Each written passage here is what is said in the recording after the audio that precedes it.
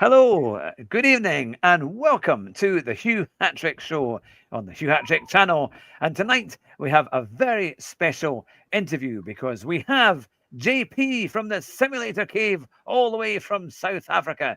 And joining him tonight as well, so that he's not on his own, it is, of course, Robin Williams, the GD7 MSA promoter. It's great to have you both on the show live from South Africa. Now, I will start with you, JP. As we always do on the show, how did you start to get interested in simulator and sim racing and gaming and things like that? How did it all begin? Yeah, Hugh, thanks for the invite. Robin, thanks for the invite, and it's nice to share the time with you this evening. Look, we all kids with. we if you like cars, the next step is going to be a simulator. I remember. I'm a huge Formula One fan. I've been like that all my life, and it started with my dad giving me a little red Ferrari the year that Jody Scheckter won the F1. That was wow. back in '79, Yeah. if I remember correctly. And I still have that little red Ferrari. And so you're screwed when you're a little boy and you get something like that. So I've been an F1 fan all my life, and I got a computer to run an F1 game that was in the late 90s, and I got the game and hoping that I could do Monaco, that iconic circuit, just to drive it and see what it's like. And my PC couldn't run it; it could never run it, and I was stuck on Need for Speed Underground and stuff like that. With a PC, and you were running the keys and no steering wheels at the time. Yeah. It was either full throttle, full brake, full left, full right. You had no control, but it was lots of fun. So that's how it started on a desk in my PC, and then later on got a wheel and a seat, and it's just fantastic. The reason why people stand in queues, we talked about it.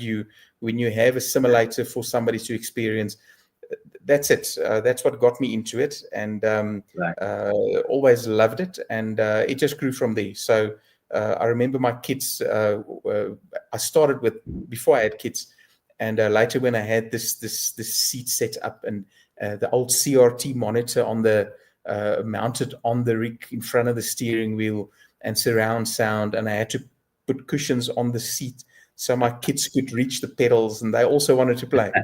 So now my kids are at university, so it's an amazing world, and sim racing. I mean, from what it was then to what it is now, it's a completely different world. We're doing proper simulation now. So I'm just a 12-year-old with grey hair. That's basically it. Same here. It's amazing how things have changed, isn't it? Before, as you say, I remember playing games. I had an Acorn A3000, and there was a game called Saloon Cars, and that's what we played in the early 90s. It had kind of British touring cars and like Vauxhall Astras. And things like that, and then you had Formula Fords and a few other kind of different types of challenges that were in it. But it was all basic. I used a green monitor, and then again just a keyboard to kind of get around, and it was great because if you crashed and it was a serious crash, it would you'd have a crack that would come across the monitor, and it would just say "You are dead," and that was it. Try again. Not the car's dead, you did. Yeah, I think the whole thing, it was brilliant. But there were some great games. Now I'm trying to remember. There was a touring car game that they did that was fantastic, kind of in the late 90s, and it had all the kind of touring cars at the time. And then it was I'm sure someone in the who's watching and the viewers there will remember it. But they did two versions of it, and you started off in Formula Fords, and then you had to build yourself up. Then you got into touring cars, and that's the first time I ever saw someone with a kind of steering wheel that must have been using it, and that was with the late 90s. So they must have got it from somewhere. But of course, your tech, you look like you're sitting there in a cave that only every man could dream about there, with this incredible technology and that big seat around you. I love the fact that the top end, the seat comes right round like a touring car seat. Yeah, that's you mentioned it, and I thought it would be nice to sit in the seat, So look, being behind the steering wheel, and it's just so immersive. It's just so much fun. Look, I'm lucky. I don't think I would have had this equipment if I didn't turn my hobby into a business, because honestly, look at if we talked about it earlier. You need to get past your wife. If my wife knew what I spent on my first set of Fanatic pedals coming from the USA many years ago, I probably wouldn't have had a wife anymore. But that got me into the decent equipment. And look, it's just mind blowing. So look, I'm lucky and privileged. But look, we're sharing it with other people as well. And so anybody in South Africa, if you want to pop in, you're welcome to sit here and drive it and experience it. We've got some pretty cool stuff here. So steering wheels, haptic pedals, the new Simnic pedals we have are just mind-blowing. And we're getting the new cave ready. So we were hoping we would have been there by now, but as it goes with renovations and building and stuff, it always takes longer. But I'm super excited about that. It's going to lots of rigs, flight sim as well, and motion, and you'll be able to pop in and have fun.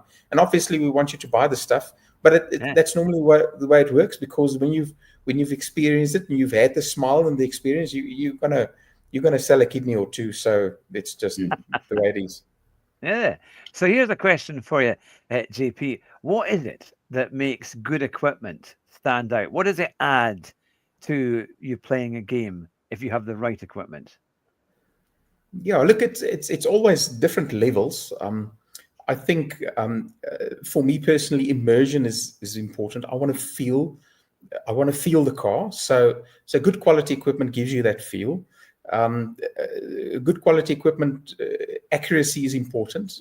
But some years ago, we didn't have high accuracy. We had maybe 8-bit pedals, for instance, and they were not very accurate. But now we're standing at 16-bit and some of the new stuff even 21-bit. So it's so accurate. It's not an issue anymore. So yes, accuracy makes it important. If you want to have good lap times, consistency is good, and then a good set of pedals makes a huge difference. So obviously load cell pedals, they're all good. I think a good rig is also important. Having everything mounted on something solid. You don't want any flex or movement in the rig, because otherwise you're losing the detail and you're losing the immersion. So yes, it's a couple of those things. I think you need to ask yourself the question: what is it that you need to do with your equipment?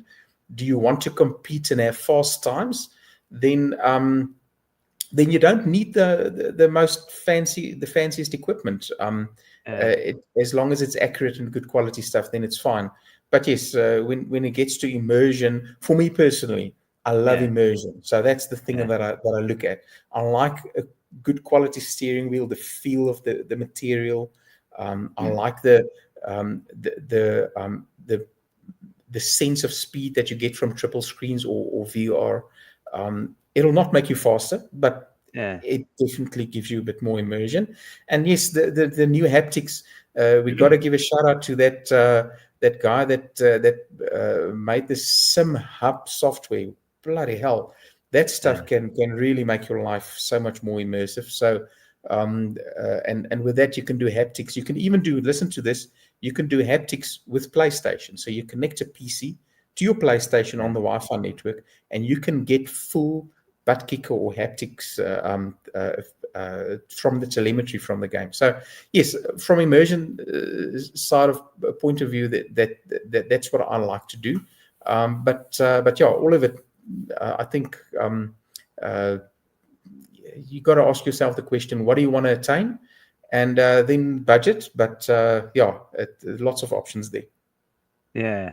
It is amazing, isn't it, as to what has come about, the way that the technology has improved. And we were talking before, I was in a motion sim playing the F1 game, and it was just a kind of small motion rig, so it didn't move about too much, but it just gave you enough to kind of wriggle you about, and it did give you a good feel. And I have to say, I loved it, because it really made you feel just the corners a lot at I got a good lap time in the end, which was lovely. And having had a Fanatec wheel and pedals along with it, and at the end I was sweating like a chicken, because I was at it so much for about half an hour on this thing. They gave me a decent run. But it just shows you do get more into it when it all comes together. And I think Yeah, having yeah, that for sure. package. So how would you say as well? Because a lot of the time, people can buy this equipment and they say they get a new rig, they get a wheel and pedals, but actually putting it together so that how do you measure, like, for example, the right driving position? Because my steering wheel here is actually a little bit too high. So I'm going to have to put my wheel up a bit, or I can't really move this down, or it doesn't move that much. How do you get that right? Because that's something I'm sure if they came into your shop, that's something you could probably help them with. Yeah. All right. So when I designed the first rig for myself, like everybody, I bought some. I had something like a play seat and an Etel racer, and everything with a steering rack with that shaft coming in between, up between your legs, and the pedal box was weak, everything bent. And then I realized when I got decent equipment, low cell pedals and high torque wheelbases, that everything was just shaking around and you had to do something decent. And I went the aluminium route and built that. And boy, it was a mission to just get comfortable, because you don't really know what you're going to do. You start out, you look at what somebody else has done, and you think you can just copy it. It doesn't work out that way. It took a lot of effort just to get comfortable. And one day I just realized, look, I've got a pretty cool car in the garage. A friend has got a good car. So let's just measure the car. Let's check the geometry. Yeah. And we checked the geometry, and they were the same between two different brands. Look, these guys have spent a lot of research and development, lots of money on that. And we copied that and we built it into our rig. So, and that solved the problem. It's as simple as that. You copy your car. So if you want a track position, you copy the track position. If you want to copy a bus, you copy a bus. If you want to copy a GT car, you copy a GT car. And that made a huge difference. So all our rigs, by the way, is designed on that GT seating position. We actually have a F1 seating position as well, a different rig for that. But yes, getting that right. So what we do with our rigs is that, look, when you get in a car, what do? You adjust your seat, you adjust your steering wheel reach and tilt, and there you go.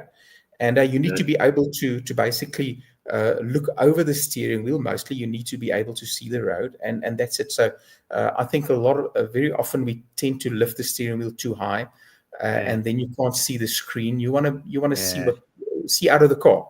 But yeah, that's basically what we did. Is we copied a GT car, and that made life so much easier going forward. And that reads all the mistakes you've just listed there.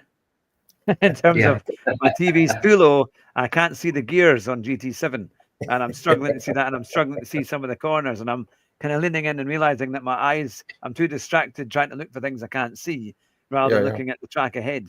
So I need a smaller screen but higher up so I can see a bit better, or somehow lower this as well. But no, that's it's a great answer. Now we've got some fantastic questions from our viewers in the chat, and if you can, add a like and subscribe to the channel if you're not already subscribed. You'll get lots of great interviews with all of the SMA admin and drivers that we've done in the last few weeks. Kennels has said he needs a new rim for his CSL Elite, but he's already lost his kidneys, so he has no kidneys left to sell.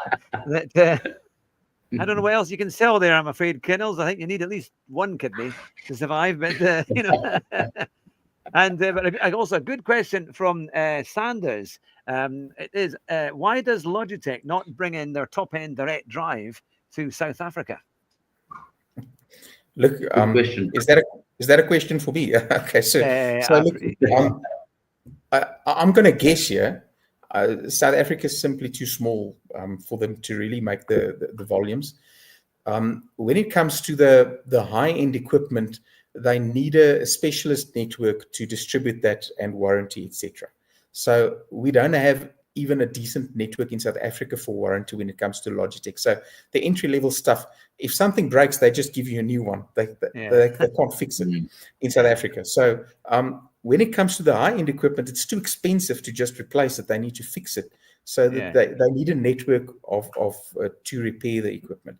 And there's simply nothing like that in South Africa. So that's why it's not coming here. That's the first reason. I think the second reason is the supply and demand. When it comes to the high-end equipment, it's exactly the same story with Fnatic as well. They simply don't have the capacity for the demand everywhere in the world. They have a limited amount of capacity. So, and I think that's mainly why Logitech is not doing it everywhere in the world. Yeah, a lot of it's warranty support. So you technically you'll be able to buy it from the USA or the UK, and they will not ship it because then they are liable for the warranty, and that's why they don't do it, because just shipping it to South Africa, it's quite heavy and big. It's very expensive. So I think those are the main reasons why we will not get that in South Africa, and I don't think it'll happen soon until we have a decent support structure for that type of equipment. Yeah. Fantastic. Robin, I'll ask you a quick question there. How did you find JP from Simulator Cave? How did that relationship all come about? JP's been in South African sim racing leagues for quite some time, actually.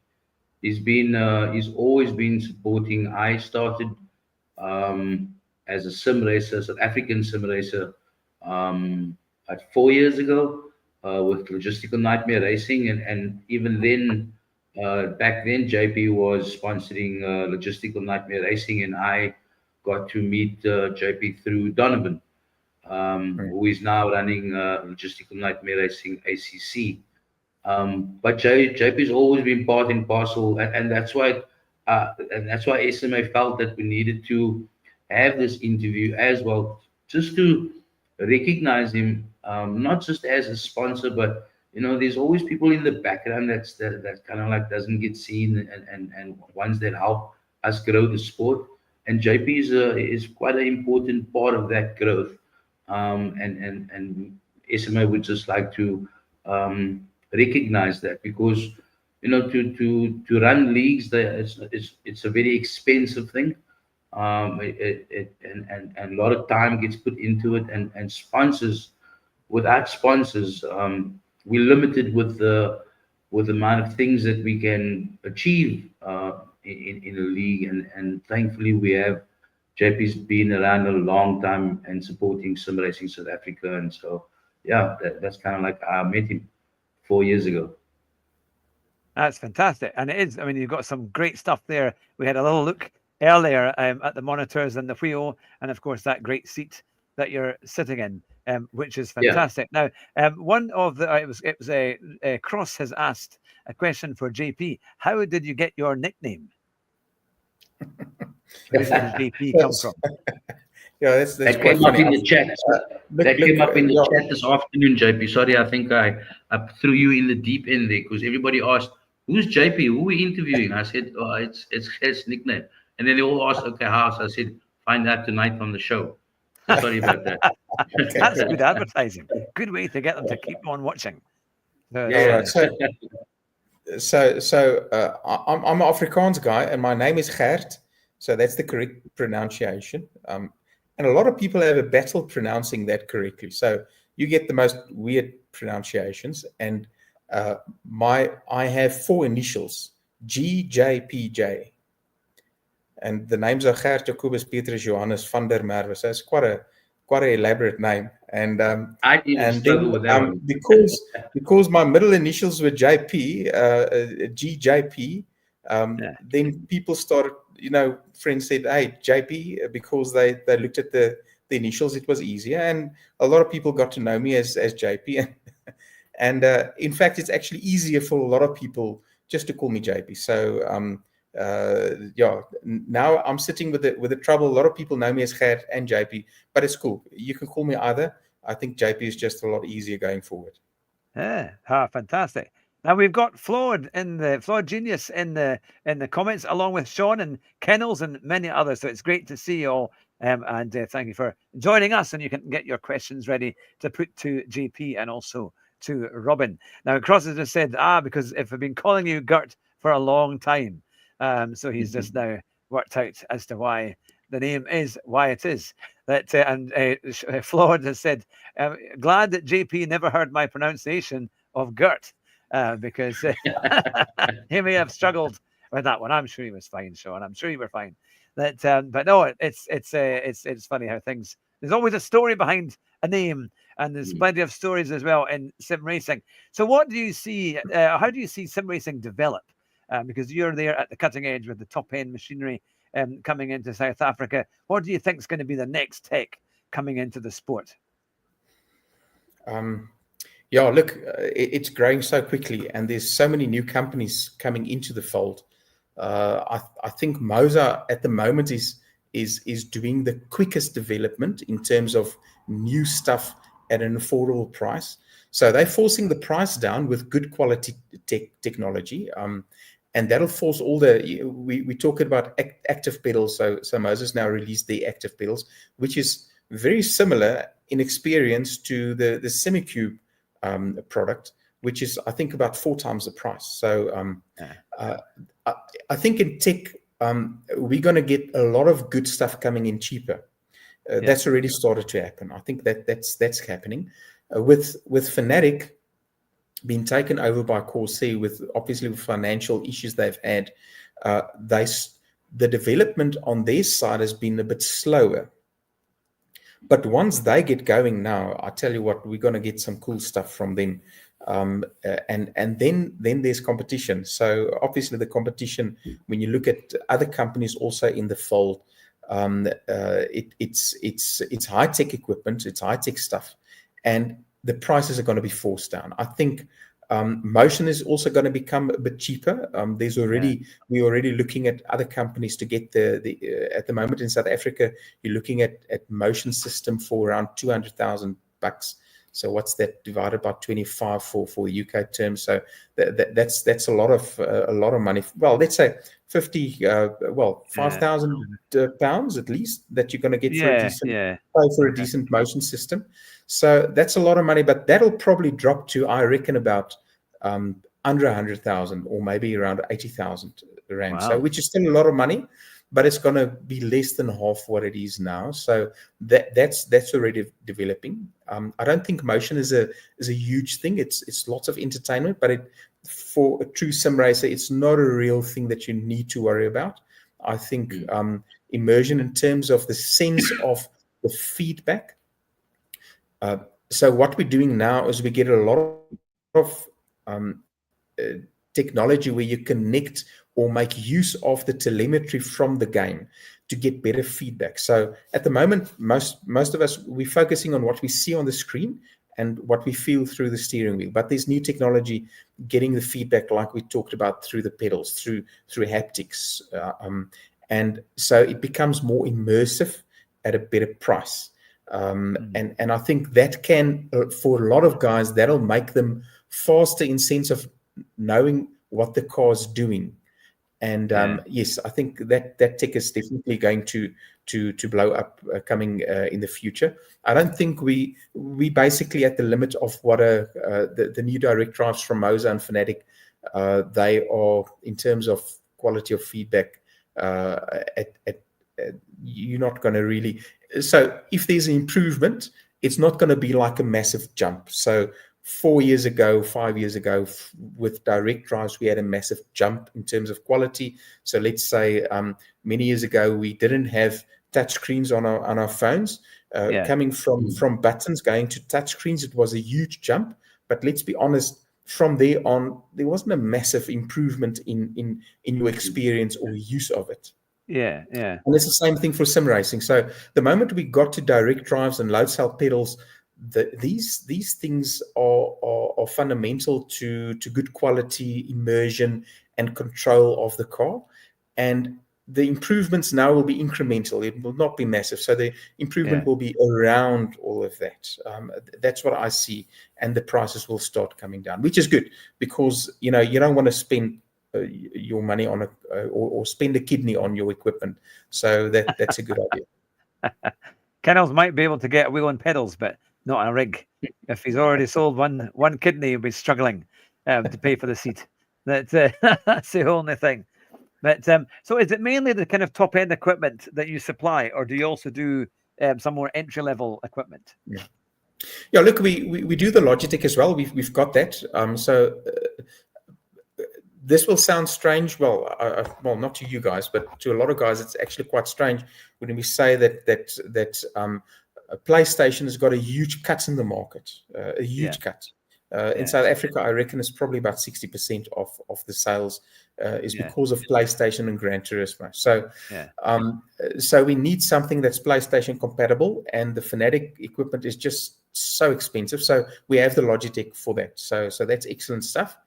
And yes, so we sell that. I mean, that's as good as you get on entry level. I don't think you want to spend much less on that. Then it's really not going to be good. And then obviously Moza has now brought out some really good equipment at a comparable price to Logitech. So if you take the Moza R3 or the R5, for what you're paying, let's say it's a couple of $1,000 more than the Logitech setup. Let's say about 20% more, but you get 100% more in value. It's just completely in a different league. So the Moza R3, it's direct drive, almost 4 Newton meter. It's high quality stuff. So and you can get load cell pedals now for that as well. On Logitech, the G29, G923, etc., you can't get load cell pedals, which is an important thing. And with Moza, you can get for a couple of $1,000 more, you can get load cell pedals. So that's pretty good. In terms of entry level on the rigs, our Apex rig is probably about 3,000 rands more than what you will pay for a play seat, and you cannot compare it. It is like night and day. It's again double the quality. We don't sell the play seat simply because I don't want that customer to come back and selling it back to me because they want a decent rig. So we rather tell the customer, look, save up and get something decent because it'll be worth it in the long run. So yes, we have entry level in the terms of Logitech and Moza. Moza, unfortunately, not PlayStation compatible yet. That should come in the future. It's Xbox compatible, but we also have the resolution adapter, which makes the Moza PlayStation compatible with a couple of drawbacks. So you have less buttons to assign. I think there's 11 buttons to assign instead of the normal 13. And you will not have something like rev lights, etc. So, but the quality of the feedback is brilliant. It's the same as what you will get from a Fanatic GTDD setup for a lot less. So that's definitely something to look at. It's a good jump into a direct drive and load cell setup. No, that's the thing. It does make such a difference. From budget entry level equipment to then getting something good. But it's great to see that the products are coming down in price and there's more choice as well. And you can get a much better kind of race experience as well. So Robin, what do you think in terms of the technology that's coming to, but we all play GT7 on a regular basis. What do you think is a good setup for GT7? Well, for me, it would be because I'm very much wanting to see more juniors come into the sport, and as we know, it's an expensive hobby. So you find that on average in our league, you're looking at I'd say about from 30 years and up, is because as a youngster you can't afford a league. It's too expensive. So and same for me as well. I mean, I started with a T150. Well, was it no T80, which was it was like the what do you call it? They had like this rubber band. There was no force feedback and stuff like that. But for me, I feel as an entry level, just to make sure that we can get as many sim racers and youngsters into the sport. I think a good setup to begin with is obviously between the G29 and the T300. The nice thing with the T300 is that you can get a load cell pedal with it at an affordable price. But look, I think entry level. I mean, I don't know about Gerte, what he started with, but I think probably with regards to just being and getting everybody into the sport would probably be the T300 with a set of load cell pedals as a beginner. And then and as we all evolve, we all want to end up where we can go and visit Gert and get a eye in the rig and with the good service that he has given to many of our members. Chris in particular, I think Chris bugs JP the most, if I'm not mistaken. But Gert's always there for, and the after service with Gert is pretty much what separates him from the rest, I think, because I think we've all had problems with suppliers. I mean, I've dealt with Incredible Connection, I've dealt with Game, I've dealt with all these suppliers, and it's just a waste of time. So I've gone through 3T300s over the space of 4 years.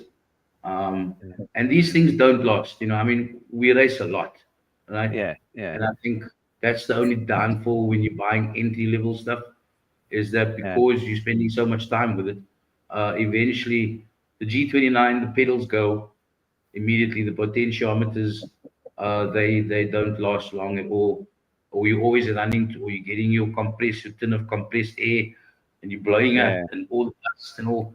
And it's just an ongoing problem, and which I still sometimes experience with the Thrustmaster load cell pedals. So it's also very important to obviously make sure that your gear is well looked after. But the entry level stuff, they don't last forever. I would say you probably get a good, maybe a year and a bit before it starts becoming problematic, especially pedals and stuff like that. So, but these are expensive things, and I guess we all got to start somewhere.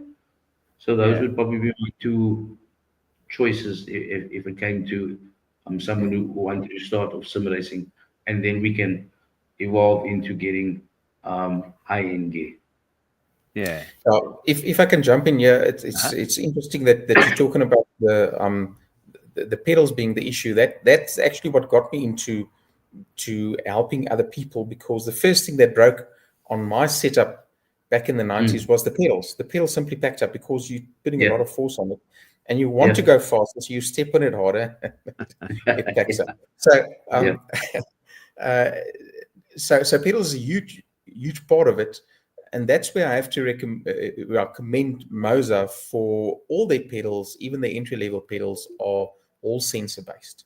So the problems we have with those are very little, and they actually supplied us with parts. So that was my agreement with Moza when we became a dealer, that they will supply us with parts so we can help people in South Africa. And I've been exposed, or I know the pain of people buying Thrustmaster equipment or Logitech equipment, not being able to get the potentiometer. It's a simple little thing that's causing the problem. And the Logitech potentiometer, it looks like a normal 10K or 100K potentiometer, but it actually, there's only about 35 degrees of that potentiometer that is active. The rest of it's not active. So that's why when you put a normal pot in, it will not work. It will not calibrate properly. So, and we cannot get them. We used to be able to get them from a company in the UK, but we can't get them anymore. So the pedals literally, you chuck them away when those potentiometers go. So with Moza, at least, we know we can get the parts. We can get the wall sensors. We can get the PCBs. And all those things can be fixed, even though they last a lot longer. So when we're talking about the quality of the equipment, you're spending, in South African terms, let's say 8,000 or 9,000 rand, 7,000 rand on a Logitech setup. If you save a little bit more, you go up to 9,500 rand. You get much better quality stuff on the Moza side. Obviously, with PlayStation compatibility, you need the resolution adapter. So that's another 2,500 rand. So let's say for 13,000 rand, well, 12,000 rand, you can get top quality stuff that'll last you a lot longer, and it's upgradable. So yes, things have improved dramatically. But yes, Rob and I agree. When you're 12 years old and you ask Dad for half his salary for equipment, you're not going to get much further. But yeah, I think the point is that it's definitely come a long way in getting this stuff more affordable. in South Africa. Yeah. Fantastic. Now we have a question here from Bay Julius. He says the brake modification on the G923, which I think is the potentiometer, does it make a difference on a G923? Do you think it's worth getting that upgrade? Okay, so I think it's the Botmar mod that they basically changed the sensor in the brake pedal, that it functions. It's not an actual load cell, but it functions very close to that. So yes, it makes a huge improvement. My problem with all these mods are the type of money you're going to spend on it, and it's still not load cell. It's still not high-end equipment. So if you limit it on budget, it's a nice upgrade. We looked at bringing some of those upgrades in, but when we looked at the cost of having that, buying that and installing it, as opposed to just buying the decent equipment, then the value proposition deteriorates quite quickly. So yes, it's good. We actually talked to Simnet, which is one of the suppliers of we import some of their products. We talked to them to see if we can maybe get their pedals compatible to Logitech. It's a whole process, but their pedals are, for instance, compatible with Fanatic equipment straight through the wheelbase. So and it's high quality stuff. So we're hoping that maybe they can do that. We tried doing it ourselves, but the way that Logitech designed their wheelbase made it very difficult for us to get it functioning reliably. So we're hoping that maybe Simnet will do that. I think it's sad that, look, the technology of load cell is not really more expensive than a potentiometer. Believe it or not, the cost of a load cell is not more than the cost of a potentiometer to manufacture. It's really just the money that they want to make out of it, which is frustrating. So Logitech can easily supply you with load cell pedals, but they're not doing it because they make a lot of money out of the other pedals. And obviously, when it backs up, they want you to buy a new setup. But yes, again, when it comes to the Moses ecosystem, you can at least get your entry level stuff upgraded to load cell, or get a load cell set of pedals for about 3,800 Rand, and then it's high quality stuff. So yes, that's an option. So I always recommend people to maybe look at saving a little bit longer, and getting better equipment. In the long run, it actually comes out cheaper. Yeah. Because even on my T598, it doesn't have load cell pedals. They are quite good overall, but they said if you get load cell pedals, it makes a huge difference to your braking, and how it all works. And what's quite good with the box on the back of the steering wheel here, the unit, you can unplug the wheel, the pedals, so I can change it to something else, which is quite handy. Yeah, Thrustmaster do have so yes, that's easy for you in the UK, but unfortunately in South Africa we simply can't get them.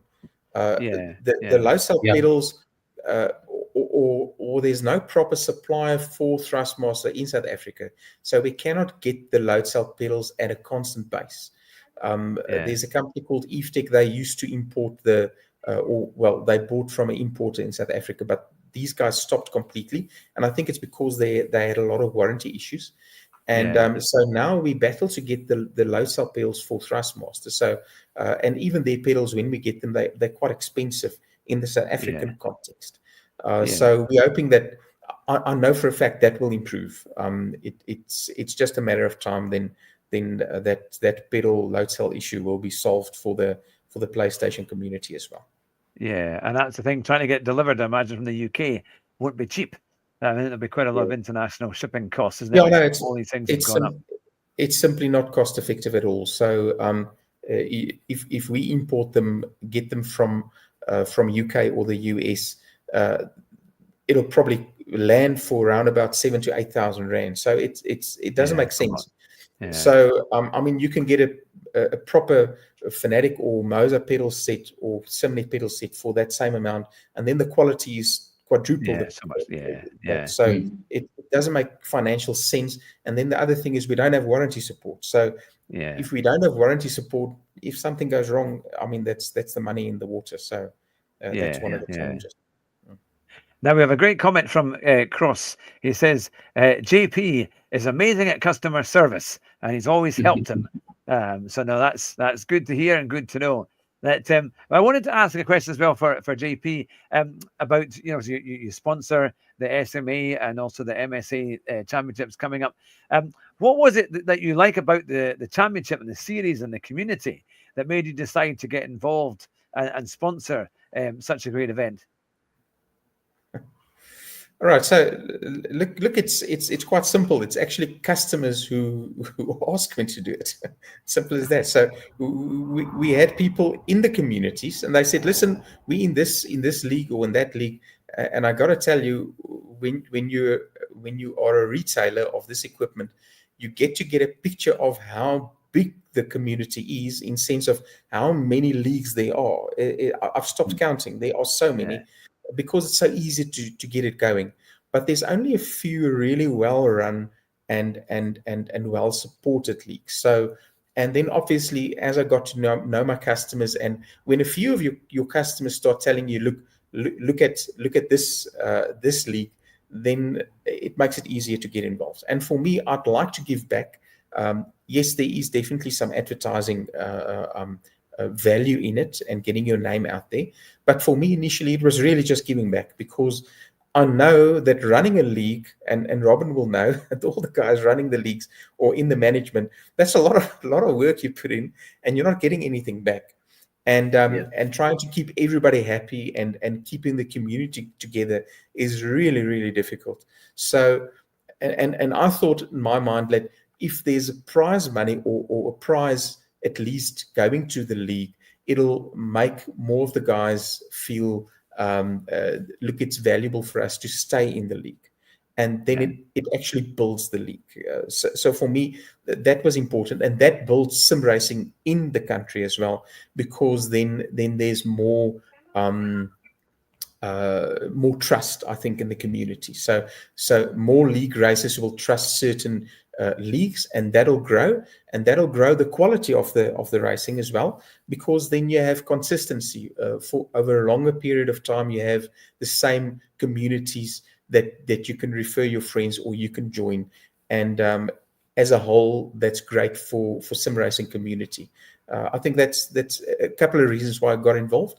And it's a pleasure. I think it's we have to give back, and the reality is it is a sport and it's expensive.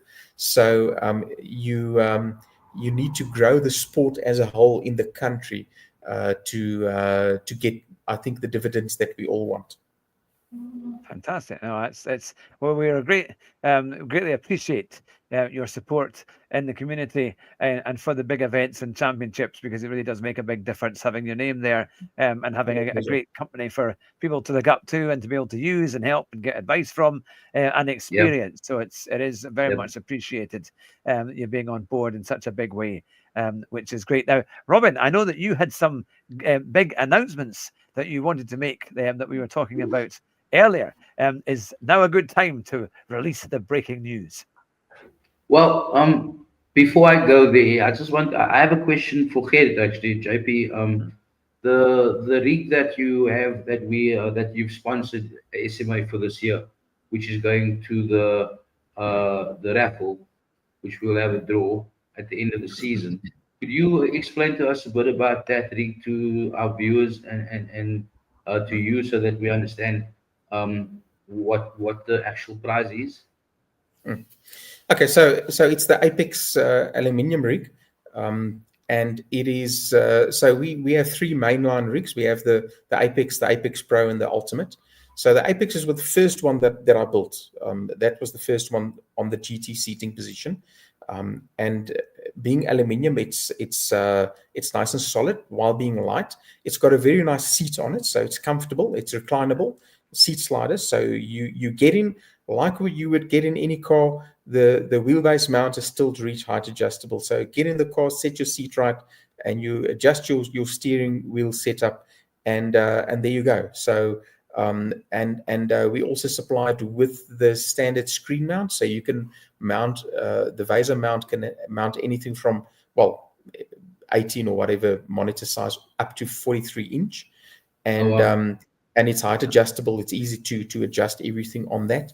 And look, it's comfortable and it's solid. So, and all the rigs we have, you can upgrade the setup, different seats, different wheelbase mounts, different visor mounts. You can go to triple screen. You can add keyboard and mouse stands. You can add console and PC stands and shifter brackets. All of those things that are interchangeable. So the rig is a proper rig, and you can upgrade it to whatever you want. And so we will supply it then to whoever wins that rig. We will supply it with the applicable wheelbase mount. So if you have a Fanatic setup, we will supply you with machined aluminium side mount system. So if you have, I've got to show you this. This is basically what the side mount system looks like. It's all aluminium, and it's machined. Wow. And then we obviously have your normal base mount system for that will be applicable to a Logitech or Thrustmaster. So you have a bottom plate and everything mounts to that. And if you have a Moza, we also have a front mount system on that. So the rig that we have over there, you can't see it there, but that's got the front mount system. So we spend a lot of time, by the way, on the wheelbase mounts, because that's the key in getting the wheelbase fitted or secure in the rig, so all the feedback comes to you. So we found that if you have a Logitech and you mount it to a decent rig, the quality of the feedback increases dramatically, because all the detail comes to your hands. It's not dissolved into the rig. Yeah. So so we supply that rig to whoever wins it for their needs, wheelbase mount they need. Promise you, it's comfortable. It is solid. You can upgrade it to a 50 Newton meter system, no problem. And they're all a proper GT seating position, and we know you'll be able to get comfortable in it. Yeah, we're excited to be able to sponsor that. We sponsor the rigs because we know it makes a huge difference, and everybody can use it. And it's something that we're proud of. We manufacture it here in South Africa. It is high quality stuff, and we feel happy to give that away because we're proud of it, and we know you're going to be happy getting that type of stuff. Yeah, that's quite an awesome rig, and it comes with a seat as well. So it's a complete setup. Well, yeah, it's everything that you need. So it comes with the mounting screws and bolts and the cable management, everything that you need to get your rig set up. We have some old video guides. When we move into the new location, we will make new video guides. It's actually quite we've improved the aluminium rigs. If I look back, I think it's about 4 or 5 years that we've had the Apex now, and we've gone through a process of evolution, feedback from customers, getting better materials or newer materials, or just changing the geometry, making it more compatible for different wheelbases and pedal sets. So from what it was 4 or 5 years ago to what it is now, it's actually a huge improvement, but the price stayed the same because of our ability to buy materials at a better price due to the quantities. So the rig that it is now, we should have actually called it if Moza is constantly upgrading the naming for R3 version 3, we should be at an Apex V3 now in terms of the upgrades that we've added onto that. So it's a huge improvements that we've built into it now. Yeah. No, that sounds like an awesome prize. That's it. We've got Bay Julius asking, how do you stand a chance to win the rig? And then Kennels had replied, you have to take part in every race, as far as you're saying there. So they're going to take part. Is there anything else, Robin, that they need to add to that in order to enter the raffle? I do believe we put out the notification with regards to the prize from Similar Cave, which was that you would have to have raced 70% of the races throughout the year, and that would then be put into. Then you would qualify to get into the draw, and then we'll obviously do the draw live. What thing we did last year, if I'm not mistaken. We did, yeah. And then that's the way. I like doing that. That's an awesome way of giving it away a prize. I was so upset. The wheel ended up with the driver who had won it, and my name was right below it, and I was like that close to winning the rig, and I was like, oh no. But maybe next time, maybe this year I'll be lucky. We'll see. Yeah. I But take it commentators are not allowed to enter that competition, are they? They can't do it by no, voice they're only. not you. You know? No, Well, one if less. you can if you take part in 70% of the races while commentating. Yeah. Yeah, it'd be a bit difficult though. I've got the brain And on power for that that, I note, think. You know? on No, that that's note, fantastic. JP, what type of racing do you do? I see you have a beautiful rig. What are you doing with it? Yeah. Why aren't you in our league racing, by the way? They call it time. My friend told me, and then you made your hobby your job. Yeah, So, that is true. yeah, That is so true. I'm hoping with moving to the new location, I'll have more time to race. So look, what I do, I love Formula One. Like I told Okay. explained in the beginning, I love Formula One, not because the Mm. sim is that realistic, but it's because of the whole world, the whole reality of it. To be able to do one of the tracks, the Red Bull Ring or Monza or whatever, and then watching it live on TV Yeah, and understanding what they're doing and they're having yeah. respect for the guys. So I love Formula One. I will do every weekend. I will try to log in and do the online racing, as just a online racer. But I simply don't Okay. have the time. You guys do a lot of time practicing Yeah, for that race. And I simply yeah. don't have it. So I don't want to look like an idiot. And I don't want to be the dive bomber taking somebody out in the first corner. So that's And we why I wouldn't don't be do able it to yet. penalize our sponsor. We wouldn't be able to penalize our That's sponsor too much. perfect. Could be as That's well. So such a yeah. good reason to take part. You can't get the blame. You know. Yeah, it'll be nice. Yeah. So, but to be honest, I think another thing that I love doing, because I like the immersion side of it.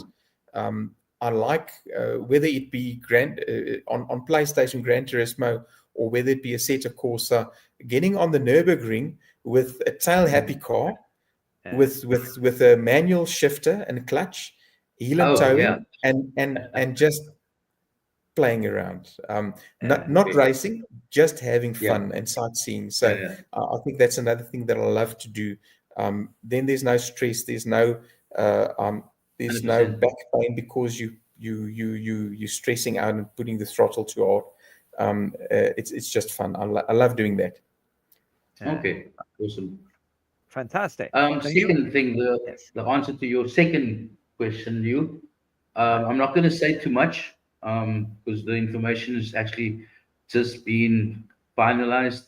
But as we grow the sport, we started off with our GT500 Championship, which is our main focus because that is I think what binds our community and has always been there for years. So that would be probably our bread and our butter right there. And then we've now obviously gone to the MSA Cup, which is now happening. Um, and and and and as we grow, we look at international races, which we did host last year with Logistical Nightmare Racing, and we raced against Ukraine, and we just finalized with the Racing Federation of Finland to race against them in August. It will be, I think it's this, I think it's 2 weeks after the MSA Cup. And the exciting thing is that the top 23 drivers who is in the MSA Cup will then be selected to race against Finland on the 23rd of August. But I'm not going to go too much into that. It is very exciting because obviously the ultimate objective for SMA is to go and get your Springbok jacket and go in the race for your country. And I know when I raced against Ukraine, it's a completely different feeling. If there's ever a time that I felt that I really needed to do well, like out of all the years that I've been racing, that would have probably been the most important race to me. Even though I buggered it up, I raced so badly, and I practiced the entire week. But I think just the jitters and the Stress. feeling of you're racing for your country, and it just all went wrong, right? But just to have that sense of racing for your country is an amazing feeling. And so we're very happy to announce that once again, SMA will be hosting a international race against Finland, and all the drivers that partake in the MSA Cup, the top 23 of those will then be selected to race against Finland. But that will be published and posted in all our social media platforms and to our members, obviously. So very excited about that. Yeah. Yeah. Oh, that's fantastic. Florida says, now, did you fall asleep at the wheel when you said that you didn't race well against the Ukraine? No, it was a terrible, actually. There was rain involved. It was at Le Mans, and it was with the Porsche 919, and it was quite a technical race because you had to get certain amount of laps before it got into the rain, and I got knocked off in my quali laps by one of the Ukraine drivers, and so I got set back. But I had good pace the entire week. The biggest mistake I made was I went into the pits in a rush, and I forgot to change tires. Actually, no, I stuck with the same tires, and so I was with worn softs and going into a rain section of the race, and so I had to limp my way through the first lap of Le Mans, which is quite a long. I think it took me 5 minutes to get back to the pit lane to then change for intermediate tires. So that was kind of like where I got the jitters, like because it's a completely different feeling when you're racing for your country. If ever, and a great feeling, but it does sometimes create you to make mistakes. So yeah, that was the thing. Florida said it was a Ferrari strategy. Then you were using. Yeah, I'm not going to say anything about it because we have a lot of Ferrari supporters in our community, and I love them all. So I'm not going to comment on that. Yeah, no, they're a great team, and it's quite funny. Oh, we've got Llewellyn. Now he says he says to Fleet, when are you opening a lobby again, or can we do a lucky packet race? That he says Flawed, so he's asking Flawed that. No, that's about. He's giving his evening. He's saying hello to everybody there. That so Robin, to sum up the show, and to JP as well. You're obviously must be very excited coming into this MSA Championship where people get a proper license, can get their South African jackets and the whole thing sorted out. What are your most kind of what's the thing that's exciting you most about the MSA Championship that starts in a couple of weeks' time? To see the excitement from our members, from our community, is probably the nicest thing out of all of it, the MSA accreditation. I mean, we've been doing this. We've been accredited to MSA for quite some time through Logistical Nightmare Racing, and then obviously we've achieved to get our accreditation for MSA as well, based on our history and relationship with him. But the most exciting thing for me, I wake up in the mornings and our chats are so vibrant, and to see our members are helping each other. And I mean, TNR Bai came into our lobby this afternoon, and he was talking about how certain members from different teams was helping him and giving him advice. And so it's so nice to see that the community is really kind of like family orientated. The guys are really, and that's the best thing about, I think, SMA, is that besides the objective, I mean, we can't get to grow the sport unless we have a league of members that have that same passion, and to see the responses about what the MSA Cup and what our vision is and what our future is, and having the support of our members, that for me is the most rewarding out of everything, And then obviously having some sponsors like JP, and having great commentators like Floyd. If you put everything together, you cannot have an unsuccessful season. So it takes a bit of everything to create something as good as SMA is right now. And I just appreciate that everybody's like supporting us, and that's for me the best part of everything.